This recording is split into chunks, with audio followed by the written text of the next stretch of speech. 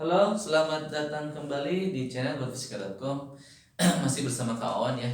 Oke teman-teman, kali ini kita akan membahas aplikasi dari penggunaan hukum Newton. Oke, Newton kedua ya teman-teman. Nah, kasusnya seperti apa? Seperti ini teman-teman. Jadi ada dua buah benda bermassa ya. Ada M1 sama M2. Oke. Nah, kasus di sini kita belum ada GGSEC belum. Jadi untuk beberapa kasus awal-awal ini kita belum ada GGSEC dulu teman-teman. Oke, M1 menggantung, oke. Yang ini M2-nya diam di atas bidang miring, tapi dia eh, lantainya licin, permukaan bidang miring licin, tidak ada gesekan. Nah, kemudian diketahui massa M1 nya 2 kilo, oke. Massa 2-nya 6 kilo, sudutnya 55 derajat. Oke, pertanyaannya adalah tentukan percepatan benda. Oke, percepatan benda yang mana nih? Ada M1, ada M2, yang mana? Ternyata percepatan kedua benda. Oke, jadi ini adalah percepatan kedua benda. Kenapa kedua benda? Oke, karena dia dihubungkan oleh tali, teman-teman, oleh tali. Dan tali ini tali yang ideal, oke, tidak bermassa. Jadi tali ini mentransfer atau menyalurkan tenaga si gayanya itu sama besar ke M2. Akibatnya si M1 dan M2 itu seolah-olah geraknya sama tenaganya, jadi dia geraknya akan bersama-sama. Oke, jadi dia A-nya sama. Oke, jadi yang ini geraknya ke sini gitu, si M1 ke sini, yang ini ke sini. Ini A-nya sama ya. Oke teman-teman, oke. Kenapa geraknya ke sini nggak turun ke bawah? Karena M2 lebih besar masanya. M2 6 kilo, M1 2. Berarti bakal yang lebih besar menarik ke sana ya. Yang kedua adalah tegangan tali. Nah, jadi tegangan tali ini sifatnya sama karena si katrol di sini tidak punya massa, katrolnya tidak ada gesekan dan tidak berotasi juga. Akibatnya si katrol ini hanya penghubung saja. Berarti si tegangan tali ini T di sini sama T di sini nilainya sama teman-teman. Oke, yang terakhir kelajuan masing-masing benda 2 detik setelah dilepaskan dari keadaan diam. Nah, jadi awal-awalnya benda ini ditekan gitu, maksudnya didiamkan dulu, kemudian kita lepas. Akhirnya si benda yang ini turun, ini naik. Oke, seperti itu. Nah, jadi kelajuan masing-masing benda juga ini sama dengan nomor A. Berarti kelajuan kedua benda karena V-nya sama-sama bareng-bareng bersama-sama. Oke, teman-teman, kita jawab ya. Nomor A ya, jawab. Oke. Nah, seperti biasa untuk mempermudah persoalan kita, jangan lupa teman-teman menggambarkan diagram benda bebasnya. Oke, kita gambar ya. Diagram benda bebas untuk masing-masingnya. Diagram benda bebas. Oke. Nah, sekarang untuk M1. Oke, M1 nih. Untuk benda M1. Oke, nah benda M1 gaya-gayanya apa aja teman-teman? Ada gaya tegangan tali yang menarik si massa 1 kemana? Ke T1 ke atas T ya, T. Jadi ini ada T ke atas, oke. Nah, ini. Kemudian dia punya massa, pasti dia punya gaya gravitasi ke bawah ya. Jadi dia punya massa ke bawah, berarti F1 gravitasi. F1 iya, F1 gravitasi gitu benar. Oke, kemudian yang M2. Nah, yang ini. Nah, ini sumbernya yang ini ya. Oke.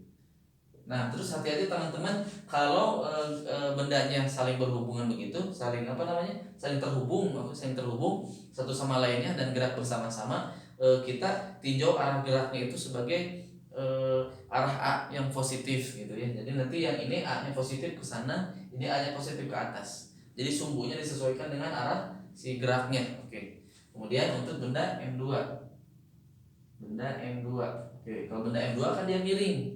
Miring ya, masih ingat kemarin kalau yang miring berarti ada gaya normal di sini. Nah, ada gaya normal, ada gaya gravitasi ke bawah, oke. Ada gaya yang ke sini. Ini namanya apa? MG atau gaya gravitasi. Ini MG boleh lah biar enggak pusing. MG, ini MG apa? Kalau di sini theta, di sini tetanya. MG cos theta, berarti ini MG sin theta. Nah, berarti ada gaya normal ke arah sini, gaya normal. Kemudian ke sini ada mg cos. Oke, teman-teman, yang lurus ke bawah gaya gravitasi menurut pusat bumi ini adalah mg sin. Nah, yang kemudian tali menarik si M2, menarik ke belakang ya, ke sini. Nih tali. Berarti T-nya ke sini. Nah, T-nya ke sini. Oke. Vektor semua semua. Oke. Oke. Nah seperti itu kira-kira diagram benda bebasnya. Kemudian kita tuliskan persamaan hukum Newtonnya di kedua benda bebas, gerak benda bebas ini. Oke, di diagram ini. Oke, yang pertama untuk benda M1. Nah, karena ini sumbu Y berarti sigma FY gitu ya. Sigma FY sama dengan M1 ya, M1 dikali A.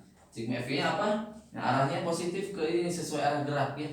Berarti arah geraknya ke atas, berarti T min M1 kali G, gravitasi M1 A. Berarti saya bisa mensubstitusi nilai T di sini. Berarti T-nya adalah M1 dalam kurung G tambah A. Ini teman-teman. Pindah luas ya. Oke, sekarang untuk benda ini benda M1, ini untuk benda M2. Benda M2 yang itu berarti sigma apa? Sigma Fx karena sumbu X-nya ini, sumbu Y-nya ini. Oke, arah geraknya di sini. Berarti sigma Fx sama dengan M2 dikali A. Oke, sigma Fx-nya apa yang arah gerak positif? Mg sin. Berarti M2 G sin theta dikurangi tegangan tali ya, tegangan tali sama dengan M2 dikali A. Nah, tegangan talinya bisa kita substitusi teman-teman dari sini ke sini. Berarti M2 G sin theta dikurangi ini M1 dalam kurung, jangan kurung, boleh dibuka aja karena ada A di sini. M1G min min M1A sama dengan M2A. Nah, A sama A pindah ruas. Jadi sini jadi M2G sin theta min M1G, oke, sama dengan M1 tambah M2 dikali A. Nah, kita ingin A-nya, percepatannya. Berarti langsung aja A sama dengan M2G sin theta min M1G dibagi M1 tambah M2. Nanti teman-teman masukkan nilainya. M2-nya berapa? M2-nya 6 ya.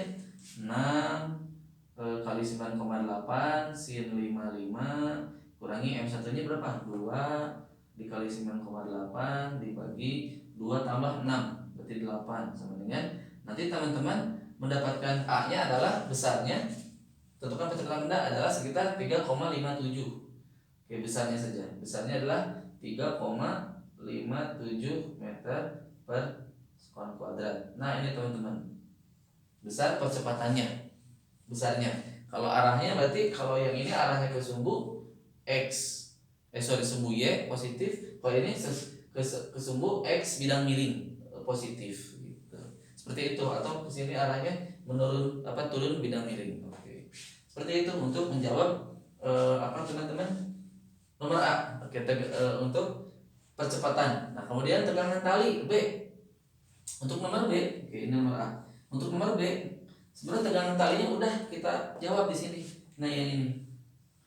Berarti T itu sama dengan M1 G tambah A. Oh, berarti T itu sama dengan M1-nya 2.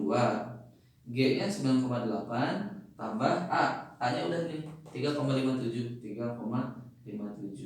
Oke, teman-teman hitung. Oke, T-nya sekitar 26,7. 26,7 Newton. T besarnya ya.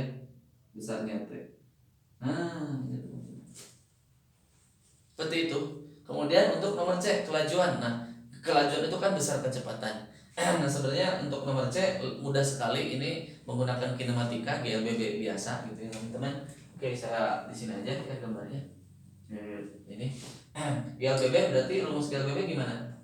Yang V F sama dengan V awal ditambah A dikali T, pakai ini aja. Oke, V final, V akhirnya berarti yang kita cari berarti V sama dengan V awalnya dari keadaan awal dia berarti 0 ditambah percepatannya tadi 3,57 dikali waktunya setelah 2 detik katanya. Kali 2. Ya udah, teman-teman tinggal kaliin biasa. Berarti besarnya itu atau kelajuannya adalah 7,14 meter per sekon. Ini teman-teman. Nah, begitu saja, cukup segitu saja untuk membahas tentang tipe soal yang lain dari gerak aplikasi gerak dinamika termodinamika hukum Newton kedua. Nah, di sini persoalannya belum rumit, belum ada gaya gesek-gesek. Oke, itu saja mungkin yang bisa kita sampaikan. Mudah-mudahan bermanfaat. Sampai jumpa di lain kesempatan. Tetap semangat. Sampai jumpa. See you next time. Salam berfisika.com.